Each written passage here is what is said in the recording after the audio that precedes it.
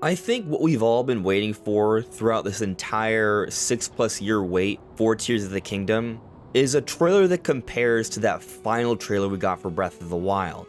That final trailer we got for Breath of the Wild, for many, is considered to be one of the greatest trailers of all time, and it really gave us a sense of just how amazing Breath of the Wild was going to be.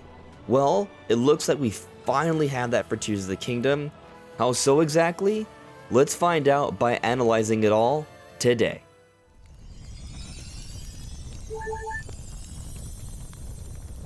Hey, listen!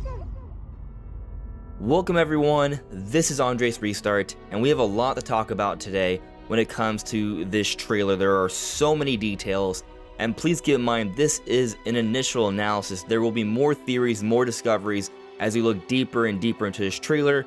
That said, I have quite a few pages of notes here from everything I've been looking over frame by frame for a couple hours now, and there's a lot to talk about. But before we get into that, let me point out that we are aiming to hit 25,000 subscribers by the time Tears of the Kingdom comes out on May 12th. If you enjoy my content, please subscribe and hit that notification bell, because then we might just make it.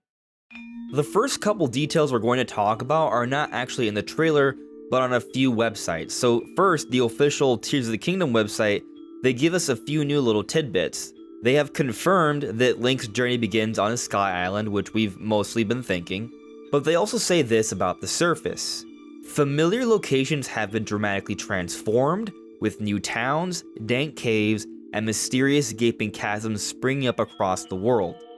So here they're confirming that the world is seeing a dramatic transformation. There are new towns, there are caves, which we've mostly believed, but now we have confirmation, and gaping chasms supporting this idea of large underground areas, which is further supported by the footage we'll be talking about today for the trailer.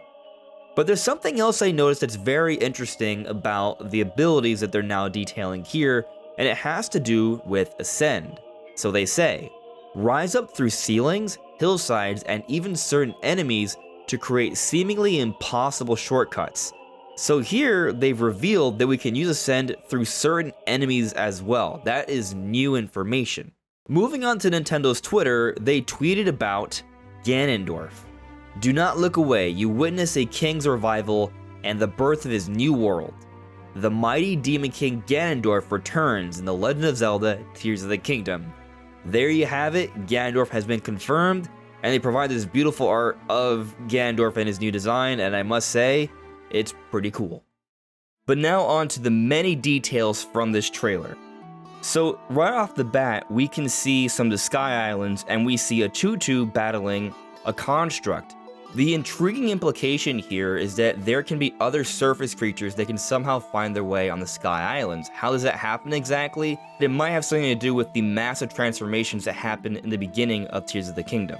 Next, we see another ranger construct that's hacking at a tree. In the gameplay demonstration, we saw a ranger construct that we can talk to, all of this suggesting that they're quite peaceful, and they all seem to be working on the land, which supports this theory that the constructs might be like the ancient robots from Skyward Sword that were always working on the land. Looking at this shot of the surface, we can see a lot more rocks scattered all throughout the world of Hyrule. We can also see this giant ring-like structure off into the distance where Kakariko Village is, and we see it a couple other times, but we'll talk more on that later. We also see this shot of Hateno Village, but what's interesting about it is that there are some new elements here. We see a lot of new designs and structures that are all mushroom-shaped, some of which not just right next to, but a part of the armor shop that was in Breath of the Wild. It's different now. Could we get more things? Why are they shaped like mushrooms? Could it perhaps be related to the mushrooms we find in the underground? Maybe we need some materials there to give us better types of armor and weapons? Potentially. We also see this shot here where there's clearly some return of civilization to the destroyed castle town. Here we can see a close-up shot of that giant ring-like structure that has crashed down onto Kakariko Village, or the mountains surrounding it, and there's actually a lot more debris, it looks like, all around Kakariko Village. So it looks like this event that caused all of these different pieces of islands to crash down the surface may have destroyed big parts of Kakariko Village, but it looks like we can see some different structures that may suggest they were having some sort of effort of reconstruction or building around. This part here excites me tremendously. we see this giant structure rising up from the desert from the underground. Now what's fascinating about this is that we know there's a lot of things underground, and Hyrule has this ancient history where there could be other crazy structures, but for example, in Breath of the Wild, we saw the very top of Arbiter's grounds on the surface. Perhaps there is a big giant dungeon that's rising from the ground here. In this next part, I believe we're seeing an early cutscene, for a couple of different reasons. One, we're seeing all the debris falling along with the castle rising, suggesting this is all happening during the resurrection of Ganondorf, but we're also seeing a good look at the sky, which looks a lot like the sky in Breath of the Wild, which was opaque, we couldn't see far beyond, and we know throughout Tears of the Kingdom we can see all these sky islands. I think the whole idea here is that, like in Skyward Sword how you couldn't see the sky islands, there is this sky barrier that breaks down once Ganondorf resurrects. And that's what we're starting to see here. We also see this small little structure that looks like it's about to be built, which strengthens the idea that there's been this grand effort to restore Hyrule between Breath of the Wild and Tears of the Kingdom. Now this shot right here has spurred a lot of discussion. Many people are seeing this and think that this means confirmation that Demise is also in the game, even though we already know that Ganondorf is confirmed. Now, I've theorized about this before, I've talked about it before. I don't think Demise himself is in Tears of the Kingdom. However, what's important to note is that I think Demise is a pivotal part to the overall design of who Ganondorf is. Demise was based off of Ganondorf when he was designed in Skyward Sword, and he's also meant to be the beginning of that cycle of hatred that has led to all these different events where Ganondorf was the main villain. Demise is the beginning of that spirit of hatred, and in a way Ganondorf is just a newer version of Demise. And when you look at this footage here, we see a super-sized blood moon, even bigger, more prominent than ever before. I think this further supports the idea that there's something big happening with the moon this time around. But looking closely at this character that I think is Ganondorf, but some are arguing is Demise, we can see this long, flowing, glowing red hair. It's not fire like Demise, but glowing red hair. But we also see him cloaked in malice. My belief is that the moon is causing a transformation, perhaps allowing him to regenerate to his proper form as opposed to just Mummy Ganondorf. And we could even see some jewelry on his right hand that matches up to Ganondorf later on, but we'll get to that a bit later. We also see this really long horn, which definitely gives him demonic vibes. He is the Demon King after all. We now also see an extended view of Link trying to catch Zelda. He misses, but when Zelda falls, not only does her hip start glowing gold, perhaps having to do with the Sheikah Slate in her back pocket, but also her hand. Perhaps she still does have the Triforce after all, or maybe it's just the Triforce of Wisdom, something previous Zeldas have had in the prior games. Here we see a whole bunch of holes in the desert, perhaps they are entrances to a larger underground area. And we also see what appears to be another shrine, but it looks inactive because we don't see the green swirl. However, we still see some green lighting, and it almost looks like a little bit of a mini doorway. Maybe all of these shrines have doorways, and we haven't noticed this yet because of just our perspective. In this massive room, we see what appears to be another large underground area. We see a lot of structures in the background that personally give me fire temple vibes. There's a lot of lava. I am speculating that this might even be under Death Mountain. Why? Well, one, because of the lava, but also because Link is wearing the same armor he had to wear around Death Mountain in Breath of the Wild.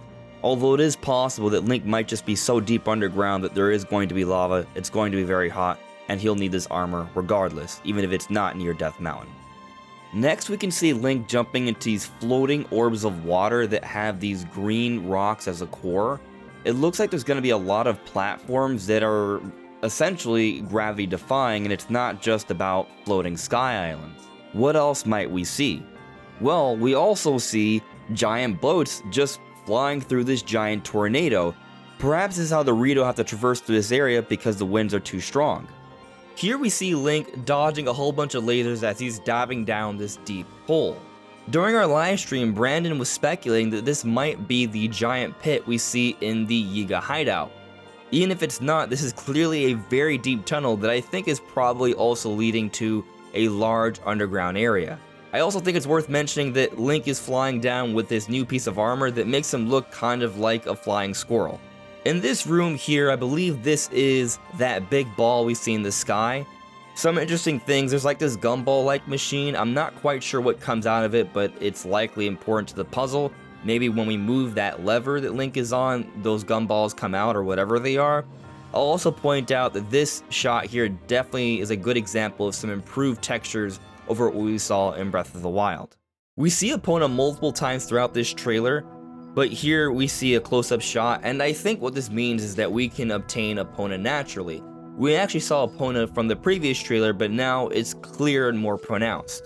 But what's even more fascinating about this scene is that Link is waging battle against all these enemies, but there are Hylians already fighting these enemies. I think what this scene is implying is that there's going to be an ongoing war between the people of Hyrule and Ganondorf and his forces, and Link is a pivotal piece to all of this, is going to be helping them. And what first supports this idea is that there's actually this one fellow with armor on a horse that's not fighting. This may be the commander leading the forces, and here Link is coming in to help out. As Link is coming up this giant tube, I think this may be related to something we saw from the previous trailer, where Link was standing on this platform with the Sheikah symbol, and there was this different Guardian-like technology surrounding him. I think all of this is related to repurposed Sheikah technology, and what we can see is a new type of Sheikah slate, and that wire that we saw from the previous trailer is attached to Link. It looks like these are these giant tunnels going straight underground, and I'm theorizing, there's not too much evidence to this, but it does kind of fit, that these giant tubes that send us underground and take us back up might be tied to those towers we've seen around Hyrule. They might be different points to enter the underground. Here it looks like we get our first proper look at that character from the wall carvings. I referred to him as the Bunny Zonai, but perhaps we should refer to him as the Goat Man, or someone of the Zonai race, potentially. Regardless, he seems very important to the story. But during the scene here, he looks to be quite weathered, as if he was in a battle. We can even see some specks of malice. If you look carefully to the left and right, you're going to notice two different characters. The one to the left is actually a Rito. You can notice the bird foot, the feather hand holding the Rito bow, and to the right it looks like we're looking at some sort of human. It appears like there were multiple races engaged in some sort of battle here, and they're working together with the Goat Man. Is this a flashback or current time? Moving on, it looks like we have another Zonai construct, except this construct isn't one of those simple constructs that might drop a Zonai charge, but rather an entire boss fight. This looks like a boss room. And what's extra fascinating about this is this looks a lot like what we saw in the Tower of Gods in the Wind Waker, where a giant robotic boss came out of the wall. So it looks like there could be this motif of this ancient civilization with this ancient technology, and there could be a similarity here to what we saw in the Wind Waker, and also Breath of the Wild with the Sheikah technology. It all looks like it's meant to test Link. During this scene, we see a restored version of the throne room in Hyrule Castle. It was all destroyed and ruined. Why does it look so great and new? And if you look carefully, there's a lot of little sparkles, as if something just happened during this cutscene to cause it to be renewed. My personal theory is that this might tie to Link's recall ability. We've seen that Link uses recall to reverse the time of particular objects, and we've also seen Link using recall in the Master Sword from previous footage. Maybe he can use recall on a larger scale, and maybe he uses that to reverse the history of this particular room. Either that, or Ganondorf came back and used his own magic to restore the area, but we'll see. In this scene here, we see confirmation that Zelda is not dead, and there seems to be someone who's helped Zelda out, and I believe this is the same person that we see in the previous trailer that we're referring to now as the Goat Man, or the Bunny Zonai, and also that green hand that was holding back Ganon from the first teaser trailer. Also, Zelda is wearing this golden tear-like object as a necklace. This might be one of the tears of the kingdom. Here we see a shield fused to this two-handed sword as Link parries away at Construct's attack. What's interesting about this scene is that it suggests that unlike in Breath of the Wild, when we had a two-handed weapon we couldn't defend ourselves, it looks like now by fusing a shield, we can. It looks like we finally have evidence of these dark lines that we've seen all throughout the sky connecting to the surface. What this means, we still don't know. Here we see Link engaged in battle with the Goron, and this Goron is using a special version of their rollout attack where they move around like boulders. What's interesting about this is that in previous games like Twilight Princess, we've seen that they can engage in wrestling matches where there can be an audience, and we actually see two Gorons watching this fight off to the side. Why they're fighting? Well, maybe this is meant to be some sort of test of strength or confidence. If this Goron is Yunubo, then that might make a lot of sense because he definitely had some confidence issues, and they haven't revealed Yunubo yet throughout this trailer. It looks like we're seeing the return of the champion successors, including potential Yunubo, but there's a bit of a plot twist here, because instead of Teba, we're seeing his son, Tolan, working with Link in this scene right here, and both of them are rising up into the sky. It looks like they bounced up, and there's a bit of a blue energy surrounding Tolan. Maybe we're going to be seeing companion characters as we explore different major dungeons, kind of like how they handled things in the Wind Waker.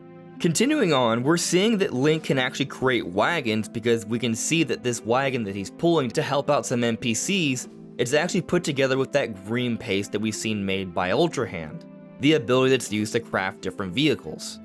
But we're also seeing more on how Link's recall ability works. If an object is set in place when you press the recall button, you can aim your reticule and pick that object. But if there's something flying towards you, it looks like when you press the recall button, it immediately is sent backwards. Its trajectory is automatically reversed. Another crazy application of an ability we're seeing here is Fuse, because we're seeing a built rocket fused to Link's shield. And with this rocket, Link is rocketing upwards, which is kind of insane because we've joked around about this idea to build rockets to get very high up into the sky, perhaps to go to the moon, that we're now seeing extra evidence that there is a big emphasis on. Don't be surprised if you see a moon theory video on this channel in the coming days. During this shot here, we see Link making longer, bigger jumps, very anti-gravity like. And actually, just like the earlier scene we talked about with those balls of water, they're here too. And what you'll notice is a lot of blue particles in the air, as well as the scene where we saw Link flying through the labyrinth. Perhaps these blue particles represent anti-gravity. Another observation I'll make here though is that we're seeing this weird gold dark goop in the middle. What is it exactly? Is it tied to those dark lines? I don't think so because it looks a little bit more solid as opposed to wispy, but there's something different about it and we haven't seen anything like this in Breath of the Wild. In this scenario here, we're seeing Link riding across his minecart battling a construct. But there's a few fascinating points from this. We see this giant rock that there's some steam coming out of. Could it be an explosive rock? We've seen things like this throughout the different Tears of the Kingdom trailers. And also, these minecarts are being pushed by fans that we've seen from the gameplay demonstration. Maybe you have to use Ultra Hand to activate these minecarts. We also see just how flexible the Ultra Hand crafting ability is, because here we see Link having created a robot to approach one of these stone talus bokoblin forts. This is a moving platform that has arms that have weapons on them. Wonder what else we can do. Next we see another type of fire arrow that we can make with the fuse ability, and I say another because we already saw that we can make ice arrows with the ice chew jelly. Surely we can make fire arrows with the fire chew jelly. So with this ruby deposit, maybe we're making an even stronger fire arrow given the flames that it's starting to show. We also see Link shooting the structure on top of this bokoblin camp, and it's activating a whole bunch of lasers that's destroying the bokoblins and a lot of their materials, but not the fort itself. So this might deconfirm destructible environs, but it could just be that you might need a little bit more powerful weaponry. But what's also interesting about this is that this looks like Zonai tech and Link is activating it. Is it possible that Link built this structure himself? Maybe. And if he did, why is it all the way over there on top of the fort? Did he have to build it there and then activate it? Or is it possible that we can build big structures and then move them afterwards? Moving on to the final third of all my notes here for this analysis, one big crazy thing I saw was that when Tolan and Link are going through this giant vortex, we're seeing what appears to be a giant ice boss. And at first, I thought it was a giant ice dragon, but upon closer inspection, it looks like some type of giant arachnid. It has pincers and several claw-like legs. Could this be a new variant of Goma? So Goma has had various forms in the past, like spiders or a giant scorpion in the Wind Waker. Considering that we're working with Tolan here, a Rito, and the Rito village were being threatened by the Scorpion Goma, Could this moment be paying homage to that? They're seeing the return of Goma, or rather a giant ice variant that is like a long distant cousin or something. In this scene here, we see Zelda holding the tear before she wears it as a necklace, and she says she knows why she's here, it's something only she can do. There's a couple things I think it's suggesting. One, because she's not wearing the necklace yet, I think this is showing evidence that the scenes we're getting throughout this trailer are definitely out of order. But she's also talking about how this is only something she can do, meaning that she's going to take on more of a meaningful role for the story. And what it's looking like is that throughout the course of the game as we progress, we're going to be getting updates on Zelda and her own story on how she's impacting the overall goal to save Hyrule. In other words, a consistent and current narrative as opposed to the broken up one from the past we saw in Breath of the Wild. Also, with this close-up of the tear, we might be able to make out something that looks kind of like the rune or kanjis we've seen from Link's abilities. There's a lot that comes with these next few several frames. So first we see mummy version of Ganondorf from the beginning of the game, we assume, at least from the teaser, and the mouse is shooting up into the sky. What we're presuming is that this is the cause of the transformation of Hyrule. He's shooting into the opaque sky, opening up the sky barrier, and maybe this is what leads to the summoning of the Blood Moon, that's why it's so much closer and more prominent. And then they show the summoning or resurrection of Ganon's forces, including new Lynels with new giant horns and antlers upon them, further supporting this idea that all these enemies have bigger horns, more demon-like, more powerful. But then we get another look at Ganondorf's regeneration or transformation. We see his clothes, we see his jewelry, we see his face. But if you look carefully at the right arm with the jewelry, it matches up to the scene we talked about earlier that a lot of people have argued is Demise, and also if you look at the scenery, it matches up as well. So that character that looked like Demise is definitely Ganondorf, but perhaps when the moon is at its strongest, Ganondorf can enter a more Demise-like state, hence the glowing red hair and the big horn. But it looks like once Ganondorf is completing his transformation and stabilizes, he wears his headpiece again, and the headpiece shows a red tear-like jewel, a red version of what Zelda has. If the goal is to collect all the tears of the kingdom, this might make things a little bit more complicated. We also see this purple gator that's kind of defying the laws of physics because Link is running on clearly solid terrain, but the gator can go in and out of it. Here we see a new character that looks maybe like Goddess Hylia or is in some way tied to Princess Zelda. Their clothing, their jewelry, even their makeup is all the same. So at least maybe they're taking on the same role. And what's interesting is that we see this lady shooting out golden energy, a giant beam, suggesting that she does have goddess-like powers. But what she's doing is eliminating a whole bunch of Molduga, a giant herd. And what's extra fascinating about this is that in this scene we're seeing more Molduga than there are in the entirety of the Desert of Breath of the Wild. There are actually only supposed to be 4. So either A, there are more Molduga throughout the course of Tears of the Kingdom, or B, this could be in the past.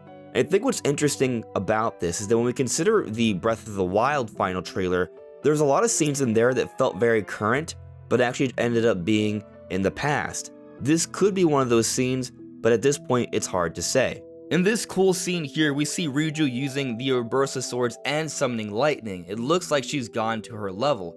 She's an actual true fighter now, and if you look carefully, on one of her earrings, the right side, you can see what appears to be another yellow-like tear. Here we see more evidence that Link is going to be this knight assisting with the ongoing war throughout the course of the game. The key thing to note here, though, is that here Link is standing with a force before starting the battle, suggesting that unlike in Breath of the Wild where you may see some skirmishes and you just jump in, that there will be moments where you stand with characters and then engage, suggesting scenarios or side quests tied to this idea of a grand-scale war. It also looks like Sidon is making a grand return as well, fighting alongside Link, which is just epic to see, but he also has his blue-like energy just like Tolan. I think this first supports the idea that the champion successors, or perhaps sages this time, are going to be fighting alongside Link and working with him throughout bigger dungeons in the game, just like in the Wind Waker, but this time on a grander scale. And if we look off into the distance or in our surroundings, we see some water, we see waterfalls, we see giant vases, we see a javelin-like structure. This might be a giant series of sky islands that could be the big water dungeon somewhere in the sky for this game. In this epic scene here, we see Sidon, Tolan, and Riju all together, and we see Sidon's blue tier and Tolan's green tier, first supporting this idea that there are going to be several tiers from the different races of Hyrule. Now, some of you may be asking about Yunobo. Where is Yunobo? Well, we were talking about how maybe Link was fighting him earlier on. There might be something to Yunobo that they haven't quite revealed yet. Maybe they just don't want to reveal his new look, potentially, or maybe it's someone else coming in place of him. Regardless though, it looks like there is a Goron here. If you look carefully, you can still see the Crusher weapon here. So it looks like whatever Goron is taking the place is simply behind them in this scene, and it's just a camera trick to hide the character. In this scene, we see Link with a new crystal-like sword, and he's fighting the Gleeok. And from what we can see of the Gleeok, it has 3 different eyes, potentially being weak points that we might be able to hit with our bow. Here we see Zelda holding the Master Sword. And what's strange about this is that we've seen previous footage that shows that Link does get the Master Sword, so I believe this is likely early on in the game, after Link and Zelda get separated, where Link also loses the Master Sword. The implication being he will find her soon and get it back. Nearing the end of the trailer here, we see an expanded look of that stone wall carving that shows a battle going on behind the Tears of the Kingdom logo. And towards the right, we see a good look of Ganondorf leading this army, and he has a pretty big horn. I think adding to the belief that this is all Ganondorf, but he may have some Demise-like qualities. At the very end of the trailer, we see one more scene where Zelda says, desperately, "Link, you must find me." If you look carefully, you can see a little piece of purple. This is the hilt of the Master Sword. She's still holding it. This may be a part of the scene we talked about from earlier, likely very early on, and she's waiting for Link to find her to get the Master Sword. But if you take a moment to look at the surroundings, we can tell that this is near the surface. So it isn't like Zelda's just hidden somewhere high up in the sky. Link is, and when he comes to the surface, he may find her, or at least find the Master Sword. And I think this all goes back to my idea that Zelda's going to be moving around throughout the game. There will be different cutscenes, there will be a linear progression with the story, but it still appears we have an open way of progression. How this all comes together is going to be very interesting to see. But on top of that, we're seeing evidence of dungeons, Ganondorf, more abilities in the sky, a prominence of the moon. There is so much here. This trailer, to me, has solidified Tears of the Kingdom as something that's going to at least compare to Breath of the Wild, and maybe surpass it for some, if not many. But what do you guys think? Let me know in the comments below. This is Andres Restart. Thank you so much for listening and watching, and I'll see you all really soon. Take care.